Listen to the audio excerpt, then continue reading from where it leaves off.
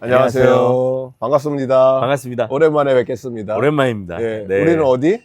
우리는 에덴. 에덴 동산에 와 있습니까? 네. 예, 뒤에 경치가 보이시죠? 예, 이 아름다운 곳에서 우리 사랑하는 디딤돌 식구들, 또 우리 멜번 한인 장로교회 식구들과 함께 그리스도 중심 성경 읽기를 하게 되어서 감사드립니다. 네. 예, 우리 계속해서 어디를 보고 있습니까? 이제 오늘부터 열왕기를, 열왕기 열왕기 상하를. 상하 시작하게 되죠. 예. 네. 요즘 조회수가 많이 안 나오는데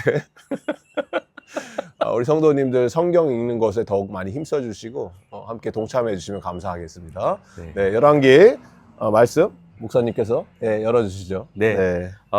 오늘 저희 함께 보는 말씀은 본문은 열왕기 1장부터 4장이고요. 핵심장은 3장입니다. 열왕기 처음 시작하면서 인트로덕션 좀 소개해드리면 왕들을 열거한 기록, 그래서 열왕기죠. 원래는 한 권이었는데 헬라어로 번역되면서 이제 두 부분으로 나뉘게 됐고, 왕정 시대에 대한 얘기입니다. 그래서 이스라엘의 왕들에 대한 얘기인데, 사실은 왕들에 대한 얘기는 이미 시작됐다고 할 수 있습니다. 사무엘 상하를 통해서 사울과 또 다윗이 왕으로 이스라엘을 다스리는 그 말씀들이 있는데, 열왕기는 사실 그렇게 인기가 있는 책은 아니에요. 책 자체가 굉장히 두꺼워요. 그렇죠. 두껍고 네. 내용 자체도 굉장히 복잡해요. 네, 헷갈리기 시작하죠. 수많은 이름들이 등장하고. 맞습니다. 솔로몬 이후에 북이스라엘하고 남유다하고 이스라엘이 분열되고, 그렇게 분열돼서 한 200년 정도 후에 북이스라엘이 아수르한테 멸망하고, 그리고 나서 또 한 150년 후에 남유다가 바벨론한테 멸망하는 이 역사를 다 담고 있기 때문에 참 복잡한 책입니다. 그나마 남북이 이렇게 갈라져 있는 이 역사가 있는 한국 사람들한테는 조금 더 다가올 수 있는 그런 내용일지는 모르겠어요.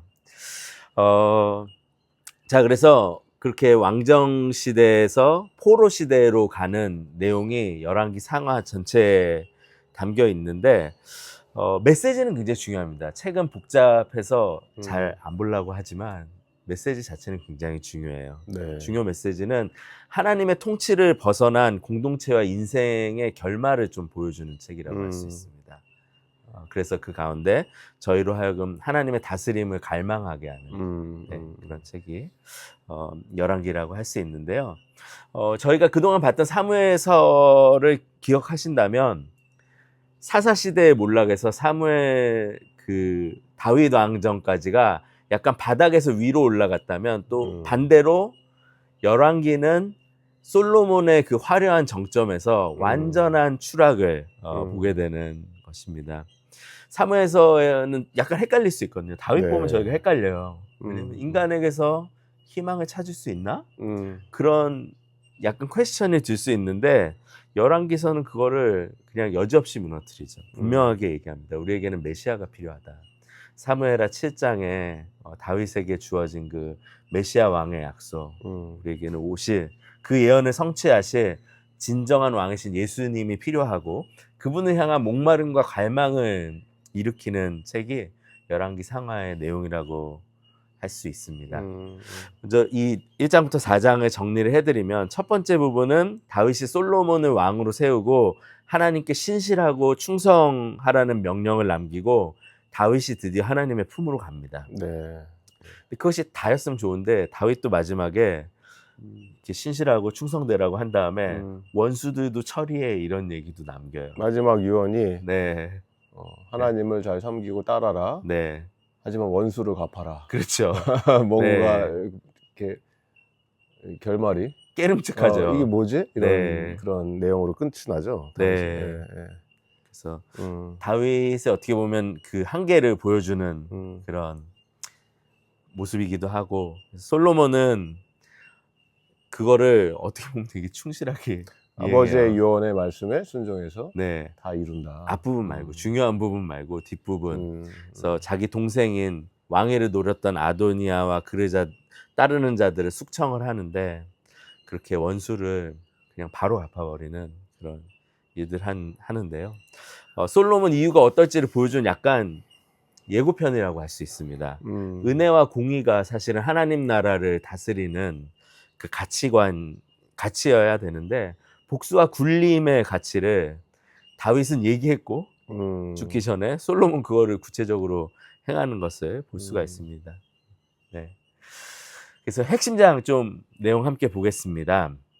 핵심장 내용은 저희에게 잘 알려진 말씀입니다. 솔로몬의 지혜라고 알려진 내용인데 솔로몬이 먼저 많은 번제물을 드리고 제사를 드리면서 1,000번제 이런 이제 얘기도 여기서 나오는 건데 하나님께 나아갈 때 하나님이 솔로몬의 꿈에 나타나셔서 물으십니다. 내가 너에게 무엇을 주기를 원하냐 물으시니까 솔로몬이 대답하는 게 열왕기상 3장 9절인데요. 네. 제가 읽어드리면 누가 주의 이 많은 백성을 재판할 수 있사오리이까 듣는 마음을 종에게 주사 주의 백성을 재판하여 선악을 분별하게 하옵소서. 솔로몬이 듣는 마음을 구합니다. 하나님의 지혜를 구한 것인데 네. 굉장히 중요한 기도이고 또 요청이기도 합니다. 그렇죠. 네. 아담과 하와가 한 일을 리버스하는 거거든요. 아담과 하와가 선악과를 먹으며 하나님께 죄를 범했을 때 이들은 자신들이 판단하고 자신들이 무엇이 좋은지 무엇이 안 좋은지를 판단하려는 자신들의 지혜를 신뢰하려고 했다면 솔로몬이 그 정반대의 기도를 하고 있는 거죠. 그래서 저희에게도 이 기도가 필요하다. 하나님 듣는 마음을 주시옵소서. 저의 판단을 믿는 대신 하나님의 뜻을 구하게 된 저희가 되기를 원합니다. 자, 그렇게 솔로몬이 그 기도를 하고 솔로몬의 지혜가 보여지기 시작합니다. 3장의 뒤 후반부의 얘기예요. 솔로몬의 재판으로 알려진 사건인데 사건의 배경은 이래요. 여자 두 분이 비슷한 시기에 아이를 낳았고 그래서 키우고 있었는데 한 어머니가 실수로 아이를 죽이게 됩니다. 자기 아이가 죽었는데 다른 아이를 훔쳐서 자기 아이라고 이렇게 한 거예요. 그래서 솔로몬 앞에 재판을 받으러 나왔습니다. 두 여자가 와서 서로 자기의 아이라고 주장하며 솔로몬 앞에서 판결을 받기 위해 왔는데 솔로몬의 지혜는 이거였죠. 아이를 칼을 가져와서 둘로 나누어서 반쪽은 이 여자에게 반쪽은 다른 여자에게 주라는 명령을 합니다. 그때 진짜 엄마가 이제 누구인지가 드러나는 거죠. 진짜 엄마는 아이가 반으로 이렇게 갈리는 것을 볼 수가 없는 거죠. 그래서 저 여자에게 줘도 된다. 아이를 죽이지 말아달라. 개역개정은 그 여자의 마음을, 그 엄마의 마음을 마음이 불붙는 듯하여 이렇게 번역이 됐고 새 번역은 이 엄마의 모정이 불타올라 이렇게 얘기를 했습니다. 사랑하면 어떤지 보여주는 거죠. 사랑하면 자기의 권리도 포기할 수 있고 사랑하면 자존심도 포기할 수 있고 사랑하면 살리는 일을 먼저 한다라는 것을 저희가 보게 됩니다. 하나님이 저희를 그렇게 사랑하셨죠. 하나님도 저희를 살리기 위해서 포기하셨죠. 우리를 살리시기 위해서 하나님은 진짜로 포기하셨는데 하나님의 한 분뿐이신 아들, 하나님과 하나이신 성자 하나님 예수님께서 십자가에서 쪼개지심을 경험하십니다. 하나님의 마음은 우리가 죄 가운데 죽어가는 것을 그대로 보실 수 없는 그 불붙는 것과 같은 불타는 것과 같은 그 사랑의 마음으로 긍휼과 안타까움 가운데 저희를 살리시기 위해서 자신과 하나이신 아들을 주시는 것을 볼 수가 있죠. 그래서 예수님은 이 하나님의 마음과 한 마음으로 십자가까지 가셨고 거기에서 대신해서 쪼개짐을 경험하게 됩니다. 원래는 저희가 경험해야 되는 것인데. 네. 그래서 이 사랑을 묵상하면서 저희가 이제 생각할 수 있는 게 있는데 하나님이 저희를 위해서 하시는 것은 살리시기 위한 것이라는 것입니다. 하나님은 우리를 살리시기 위해서 모든 것을 하신다. 우리에게 죄에서부터 돌아서라고 말씀하시는 이유 우리를 살리시기 위해서이다. 하나님께서 우리에게 율법을 주시는 이유 우리를 구원하신 이후에 우리의 삶을 충만하게 하시기 위해서. 네, 네, 네. 그래서 사랑하는 여러분, 말씀이 우리 삶의 죄를 드러낼 때 하나님의 말씀이 부대끼고 하나님의 말씀을 순종하는 것이 기쁘지 않을 때 하나님이 가지고 계신 그 마음을 꼭 이해하시기 바랍니다. 하나님은 우리를 살리시기를 원하십니다. 우리의 생명을 충만하게 하시기를 원하십니다. 그 가운데 하나님의 말씀을 가볍게 여기지 마십시오. 이미 다 용서받았기에 괜찮다고 생각하지 마십시오. 죄의 문제는 오늘 우리가 하나님 안에서 복된 삶을 살아가지 못하게 하거든요. 네, 하나님의 안타까운 마음으로 그때마다 우리가 돌이키기를 원하십니다. 사랑하시기에 율법과 말씀에 있는 하나님의 마음을 보기를 원하고요. 또 하나 기억해야 되는 것은 오늘 핵심장에서 듣는 마음을 구하는 솔로몬입니다. 여러분, 듣는 마음을 구해야 됩니다. 하나님의 말씀을, 하나님의 뜻을 듣는 마음. 저희는 삶에서 심판자가 되기를 원하거든요. 저희는 삶에서 내가 주인이 되기를 원하거든요. 그 사람들에게 가장 힘든 것은 듣는 마음이에요. 네. 그렇죠. 네. 저도 이렇게 제 아내가 이렇게 좀 얘기할 때 잘 들으면 좋은데 그런데 하나님의 말씀은 내가 듣는지 안 듣는지 다른 사람도 알지도 못하잖아요. 그러니까 하나님의 말씀을 참 저희가 너무 중요하게 여기지 않고 무겁게 여기지 않고 듣지 않을 때가 많습니다.